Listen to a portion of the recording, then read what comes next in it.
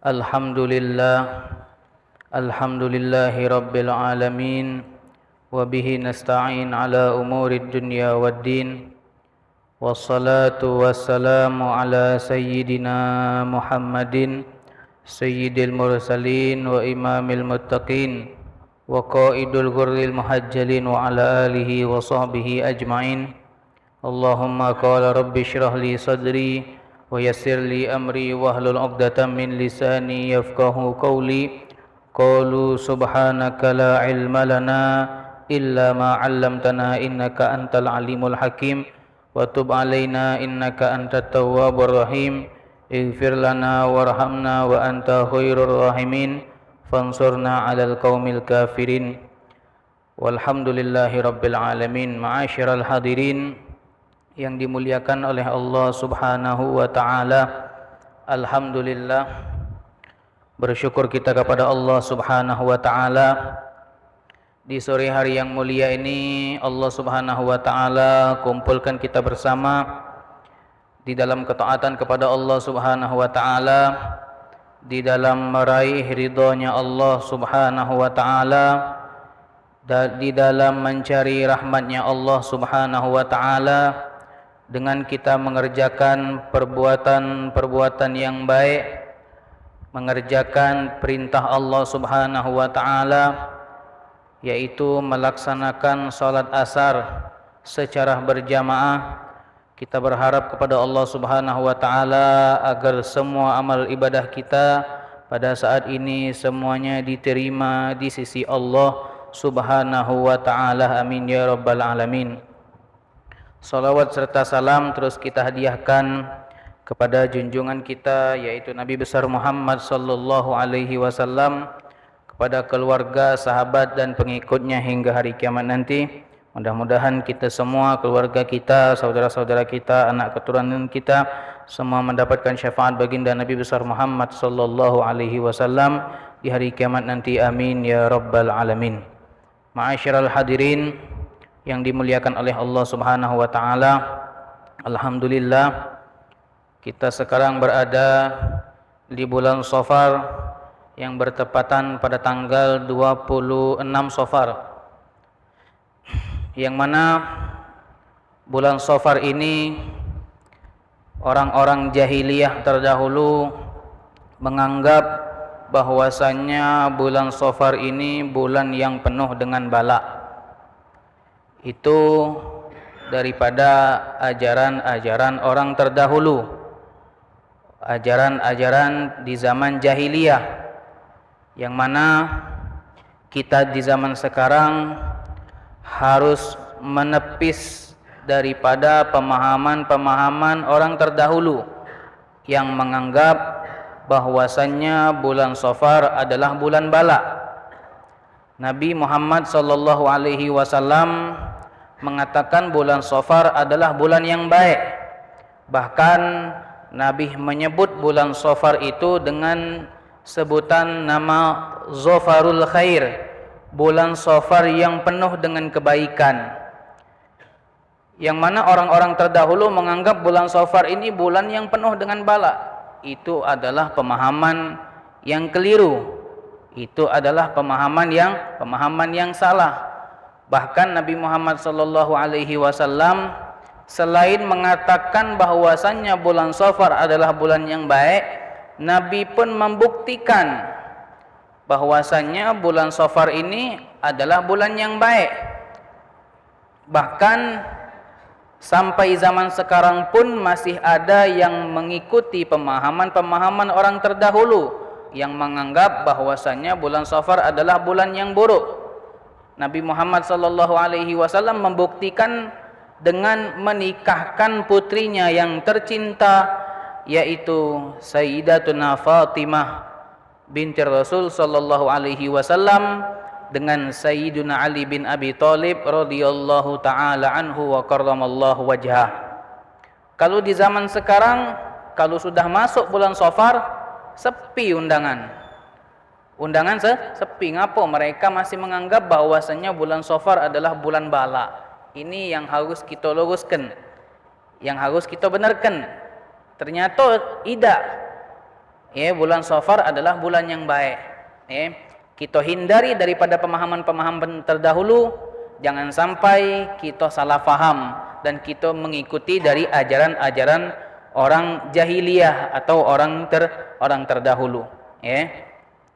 Memang ada dari hadis Nabi Muhammad sallallahu alaihi wasallam yang mengatakan bahwasanya di bulan Safar atau di akhir hari Rabu bulan Safar, Allah Subhanahu wa taala menurunkan 100 atau 1000 bala.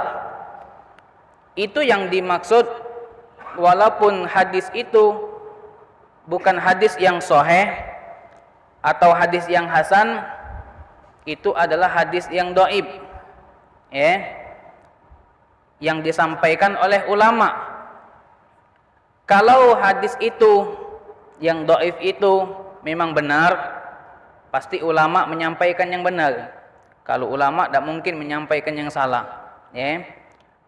Hadis yang disampaikan oleh Nabi Muhammad, yang Nabi Muhammad mengatakan bahwasanya di hari Rabu besok akhir bulan Safar, Allah Subhanahu wa taala menurunkan sekian ratus atau sekian ribu bala.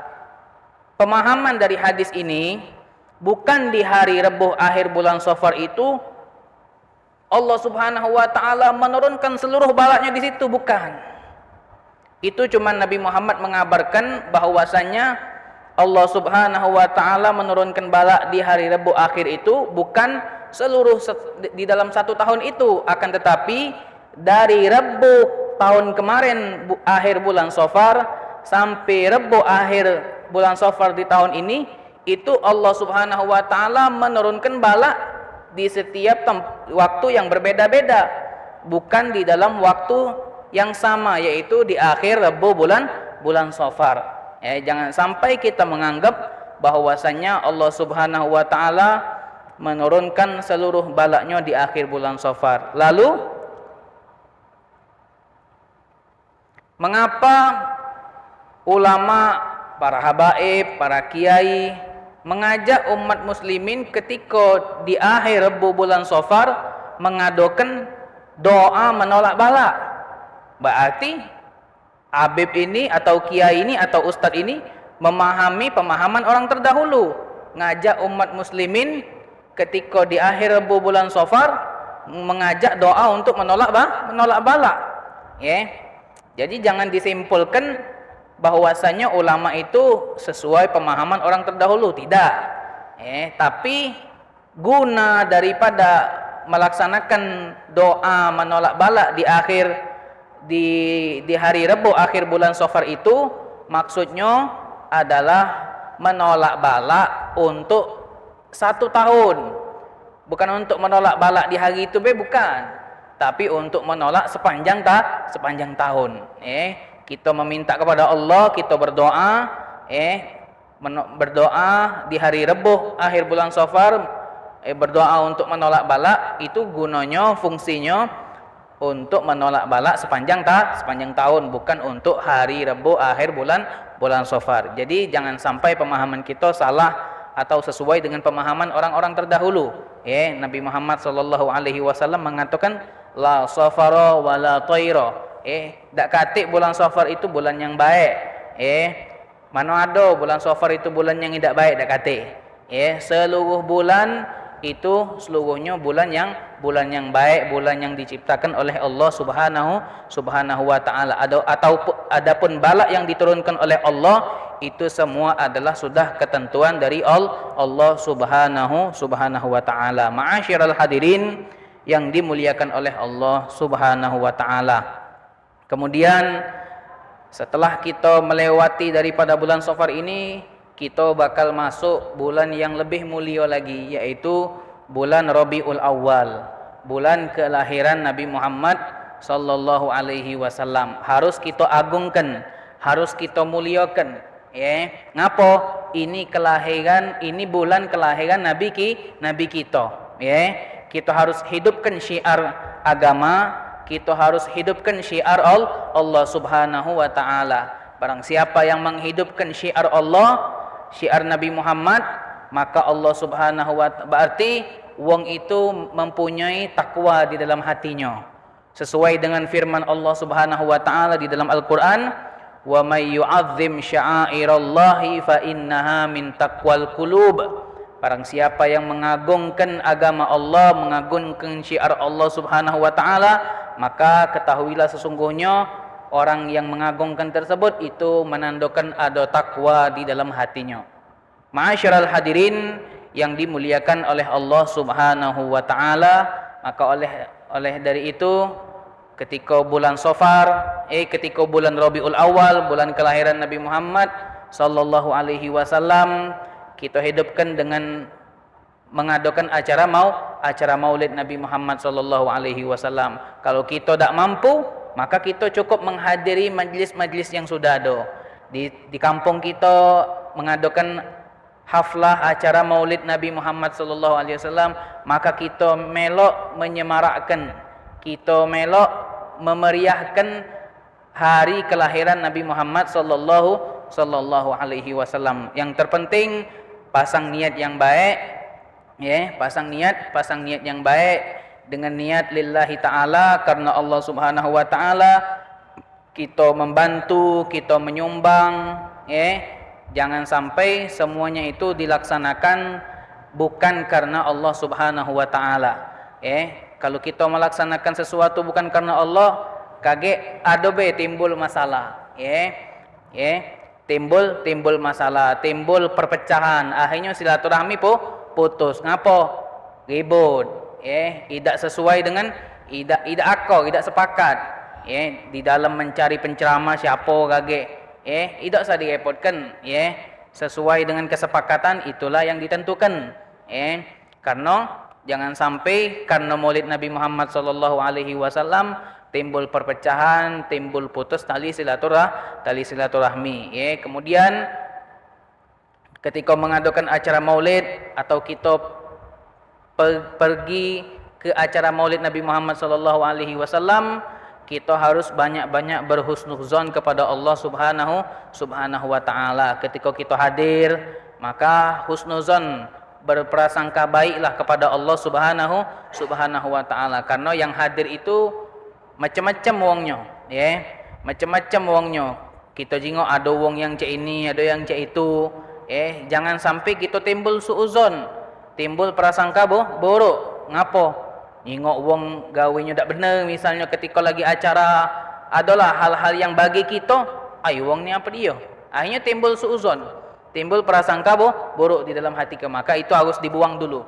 Bersihkan hati, pasang niat yang baik. Mudah-mudahan dengan niat yang baik ini agar mendekatkan kita kepada Nabi Muhammad sallallahu alaihi wasallam. Ma'asyiral hadirin yang dimuliakan oleh Allah Subhanahu wa taala, kita menyambung daripada pembacaan kitab An-Nasaih Diniyah.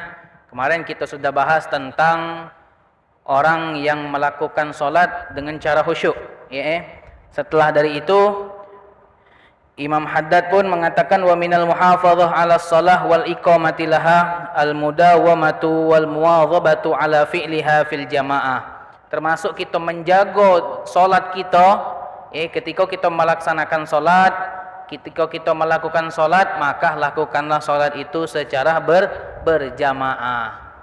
Itu yang dianjurkan oleh Nabi Muhammad sallallahu alaihi wasallam. Alhamdulillah kita selesai melaksanakan salat asar secara berjamaah, maka kita mendapatkan pahala dari Allah Subhanahu wa taala. Apa pahalanya? Ini disebutkan di dalam kitab ini, wa dzalika li anna shalah fil jamaah tafdulu ala salatihi wahda bi 27 darajah.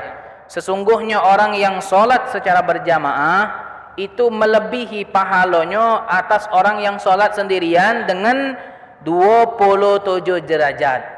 Jadi bedanya wong yang sholat dewean sama wong yang sholat berjamaah sangat beda pahalanya. Wong yang sholat berjamaah maka mendapatkan pahala 27 derajat dari Allah Subhanahu wa ta'ala. Dikit sah 27, wong tu 1000 apa. 1 derajat bagi Allah itu kita mungkin tak mampu menghitungnya. 1 derajat baik dari Allah, kita mungkin ini sudah sangat besar pahalanya. Jangan kita menyingok dengan angka 27, dikit 27. 1000 lah apa wong tu. 1 derajat baik. Misal Nabi Muhammad bedanya wong yang solat dewean sama wong yang solat berjamaah itu bedanya cuma 1 derajat. Tapi 1 derajat di sisi Allah beda dengan 1 derajat bagi kita. Apalagi 20 derajat yang dikatakan oleh Nabi Muhammad sallallahu alaihi wasallam. Di dalam hadis yang sahih Nabi Muhammad sudah mengatakan itu. Faman tasahala bihadzal ribhi dini al-ukhrawi alladzi la ta'iba fi tahsilihi wala masyaqqah fi nailihi.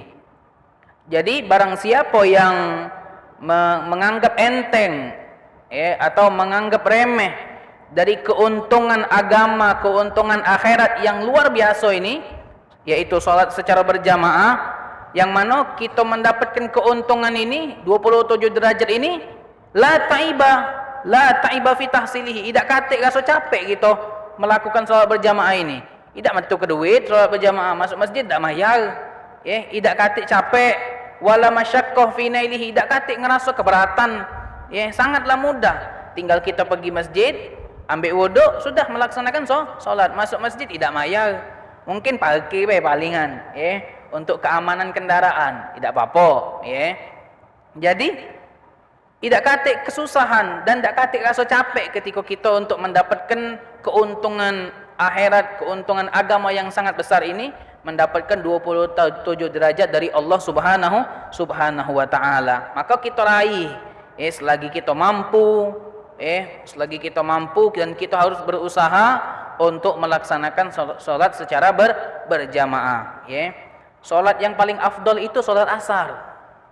Kita ni solat asar ni solat yang paling afdol, solat yang paling hebat.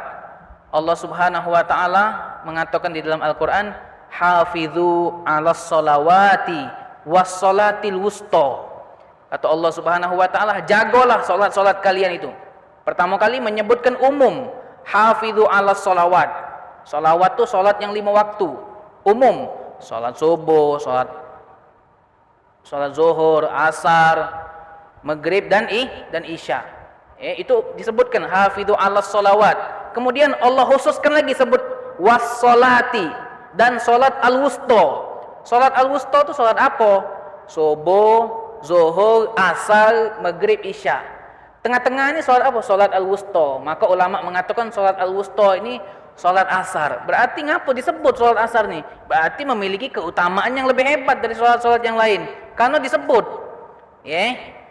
Tahu kalau misal kita lagi acara, hadirin bapak-bapak, ibu-ibu yang dimuliakan oleh Allah Subhanahu wa taala, terkhusus, kan beda. Terkhusus bapak ini, bapak disebut lagi, padahal sudah disebut tadi bapak-bapak tadi. Akhirnya disebut lagi bapak fulan, bapak fulan. Berarti bapak ini memiliki keistimewaan, pasti disebut namanya. Begitupun Al-Qur'an. Allah Subhanahu wa taala sudah menyebutkan seluruh salat, hafizu 'alas sholawati, 5 salat sudah disebut, was sholatil wusta, dan salat al-wusta yaitu salat asar. Alhamdulillah kita sudah bisa melaksanakan salat asar secara berjamaah. Ini semua karunia dan izin dari Allah Subhanahu wa taala. Kemudian faqad azumat an masalihid din ghaflatuhu. Sudah banyak, kata Imam Haddad, sudah banyak, kalau sudah ada maslahat di dalam agama, sudah banyak lalai sekarang nih. Maslahat agama untuk sholat berjamaah, misalnya mengadakan maulid atau tahlil atau hal-hal yang lainnya, yang maslahat itu maslahat agama, sudah banyak lupa, banyak lalai. Sudah banyaklah lalai. Ketika di zaman itu, sudah banyak wong yang lalai dan wong yang sudah lesu melaksanakan kemaslahatan dunia, kemaslahatan agama, maka kita pun bisa mampu di saat wong banyak yang lesu, wong banyak yang malas melakukan agama ini nih. Untuk melaksanakan agama ini wong sudah banyak malas, wong sudah banyak lesu, tapi kita mampu, maka pahala di situ lebih dilipat gandakan oleh Allah Subhanahu wa taala. Ngapo? Wong banyak tak mampu kalau. Di saat wong banyak tak mampu dan kita mampu, maka pahalanya pun dilipat gandakan oleh Allah Subhanahu wa taala. Wa qallat fi amril akhirati raubatuhu, dan sudah sangat sedikit kalau di dalam urusan perkara tentang akhirat, keinginan wong untuk melakukan perkara akhirat itu sudah sedikit. Di antaranya tadi melaksanakan sholat secara berjamaah. Jadi dikatakan oleh para ulama, wakafa bifuqdani, sudah cukup, wakafa bifuqdanir raubah fil akhirati musibatun, sudah cukup bagi wong yang kehilangan dalam keinginan untuk melakukan perkara akhirat itu suatu musibah untuknya. Sudah cukup suatu musibah untuknya, untuk wong yang ngerasa kehilangan dirinya dari melakukan perkara tentang akhirat. Itu musibah. Itu sudah menjadi musibah, bukan nak nunggu rumah roboh dulu atau hal-hal yang lainnya, atau barang hilang, dapat musibah. Nah, ngapa? Mobil hilang, motor hilang misalnya, ban pecah misalnya. Okey, itu memang musibah. Tapi kalau di dalam hati kita keinginan untuk melakukan perkara tentang akhirat sudah hilang, maka itu musibah untuk wong tersebut. La siyama wa huwa ya'lamu min nafsihi kathratu ma yatahammaluhu minat ta'ab wa yuqasi minal masyaqqi fi talabi ribhid dunya al-yasir al-hakir. Kemudian kita kiaskan, dikiaskan dengan kesusahan di dalam mencari dunia yang sedikit, yang hina. Kalau ketika kita mencari dunia dan kita sudah dapatkan hasilnya, untungnya kita sudah dapatkan, walaupun kita mendapatkan untung itu dengan gak so capek, tapi ketika sudah dapat untungnya, gak so capek itu hilang. Sebenarnya ini harus dikiaskan juga untuk perkara tentang akhirat. Perkara tentang akhirat, kita mendapatkan keuntungan akhirat itu tidak capek. Tadi sudah dikatakan, tidak susah, tidak bayar, tidak segala apanya. Tapi ngapo kita ngerasa males untuk melakukan perkara tersebut? Itu yang harus dipertanyakan di dalam diri kita masing-masing. Kemudian walam yuballighuna fi jumlatin ma balaghana an Rasulillah sallallahu alaihi wasallam annahu shallamun faridan. Kemudian bahwasanya Imam Haddad mengatakan tidak pernah sampai kepada kami ini satu kalimat atau satu jumlah kalimat yang mana bahwasanya Rasulullah sallallahu alaihi wasallam itu pernah melaksanakan salat dewean. Tidak pernah, belum sampai sama kami, kata Imam Haddad. Belum sampai sama kami Rasulullah sallallahu alaihi wasallam itu melakukan salatnya tapi dewean. Wala salatan wahida, kata Nabi Muhammad, la salatan wahida, tidak salat kalau wong itu melaksanakannya salat dewean. Maksudnya tidak salat itu bukan tidak dianggap wong itu salat, bukan, tapi tidak sempurna salat wong itu kalau wong itu melaksanakan salatnya tapi salatnya dewean. Wa qala Ibnu Mas'ud radhiyallahu taala anhu, laqad ra'aituna wa ma yataqallafu anha, yakni salatul jamaah illa munafiqun ma'lumun nifaq. Imam Ibn Mas'ud, anaknya Mas'ud yang bernama Abdullah bin Mas'ud. Abdullah bin Mas'ud ini sahabat yang badannya kecil, kulitnya hitam. Badannya kecil, kulitnya hitam. Kakinya kecil juga karena badannya kecil. Jadi ada cerita sedikit tentang Abdullah bin Mas'ud ini. Ketika Abdullah bin Mas'ud ini pernah sama Nabi Muhammad sallallahu alaihi wasallam, ada sahabat yang lain yang nak penesan, bukan nak ngatoi, nak penesan sama Abdullah bin Mas'ud. Ngomong sama Abdullah bin Mas'ud, Abdullah bin Mas'ud, kaki kau ni kecil nian katanya. Karena badan Abdullah bin Mas'ud tu kecil. Dia omonginnya kakinya kecilnya Abdullah bin Mas'ud ini.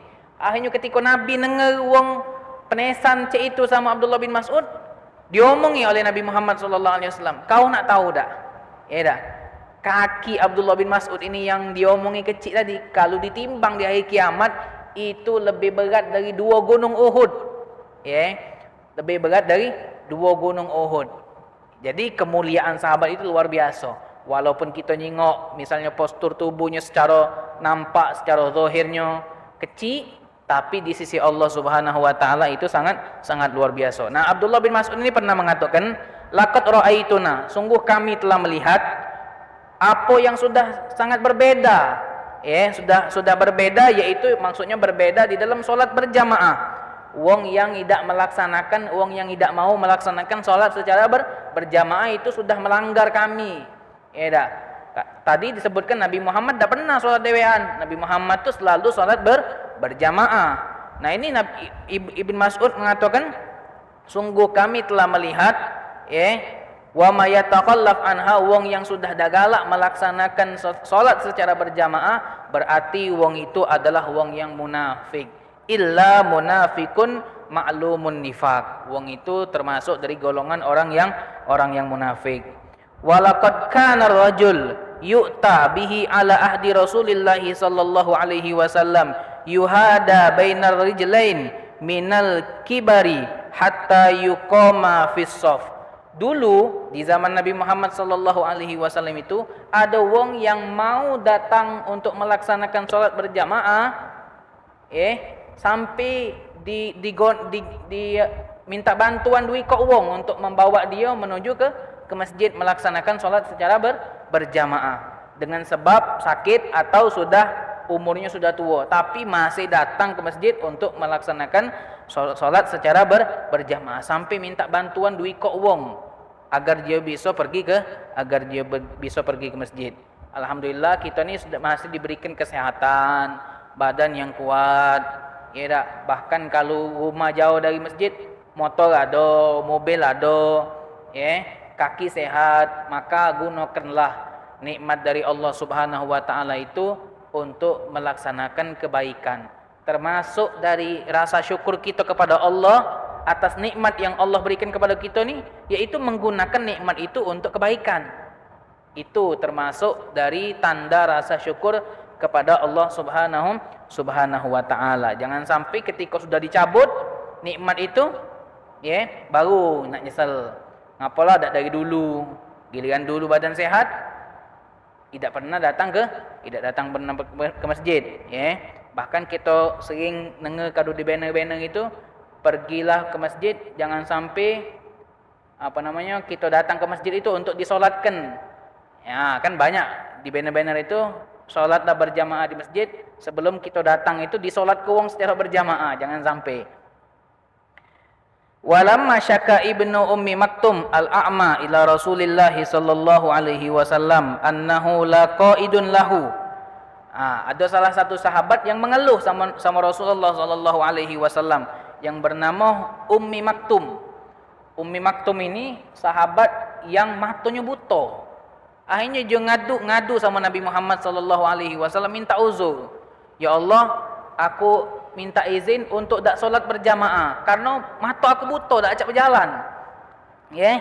Katik yang untuk membawa dia ke masjid, tak katik gewang. Wong tak katik yang membantu dia untuk menuju ke masjid. Jadi ngadu dia sama Nabi Muhammad untuk tidak solat berjamaah di masjid. Wa dzakara lahuma bil Madinah yauma idzin minal abar wal hawam wa bu'di manzilihi anil masjid. Dan dia menyebutkan itu dengan alasan, karena jauh rumah dia dari masjid. Rumahnya jauh dari rumahnya jauh dari masjid. Liyu'dzirahu anil maji'i li salatil jamaah. Jadi dia minta uzur sama Nabi Muhammad untuk datang ke masjid melaksanakan salat berjamaah. Fa'adzarahu, tak apa-apa kata Nabi, diuzur ke. Diterima uzurnya oleh Nabi Muhammad sallallahu alaihi wasallam setelah dia menyebutkan alasan-alasannya tadi itu. Falamma qama wa dhahaba wa da'ahu alaihi salatu wasalam. Tak kala dia sudah tegak, dia nak berlari, dipanggil oleh Nabi Muhammad sallallahu alaihi wasallam, dipanggil, "Ya Ummi Maktum." Falamma raja'a, akhirnya dia datang lagi sama Nabi Muhammad. Falamma raja'a ilaihi qala lahu, Nabi Muhammad ngomong, "Hal tasma'u hayya 'alas shalah, hayya 'alal falah?" Ditanya oleh Nabi Muhammad Ummi Maktum itu, "Apakah engkau mendengar panggilan azan hayya 'alas shalah atau hayya 'alal falah?" Dengar tak? Faqala, dijawab oleh Ummi Maktum, "Naam, dengar aku wahai Rasulullah sallallahu alaihi wasallam." Akhirnya dijawab oleh Nabi Muhammad, "Fahalum mahalla," maka sudah datanglah kau ke masjid. Uzurnya batal berarti tadi tu. Walaupun dia dalam keadaan buta, dak katik wong yang nonton untuk pergi ke masjid, dan dengan sebab rumahnya jauh dari masjid, pertama kali diterima, pas ditanya nenge dak azan hayya 'alas shalah, hayya 'alal falah, nenge katanya. Sudah, maka kau harus pergi datang ke masjid. Fala uzra laka, dak kate uzur lagi untukmu karena nenge panggilan Allah Subhanahu wa taala hayya 'alas shalah dan hayya 'alal falah. Wa qala alaihi salatu wasalam, Nabi Muhammad sallallahu alaihi wasallam bersabda, man sami'an nida farigon sahihan, barang siapa yang mendengar panggilan itu yang dimaksud panggilan adalah azan.